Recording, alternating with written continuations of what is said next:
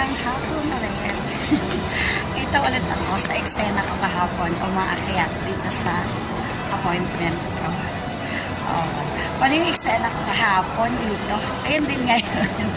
Inulit lang. Oh. Kasi nga, back to the future yung aking appointment. Oh my God. Malayo kasi yung elevator sa kabilang wing ng tong mall na to. Kaya, inaakyat ko via ladder. O, diba? Sipag-sipagan lang din akong umakyat. Eto na. Makakarating din ako kahit manubagal. Malapit na. Ba't parang madilim? O yung ano ko, shades ko.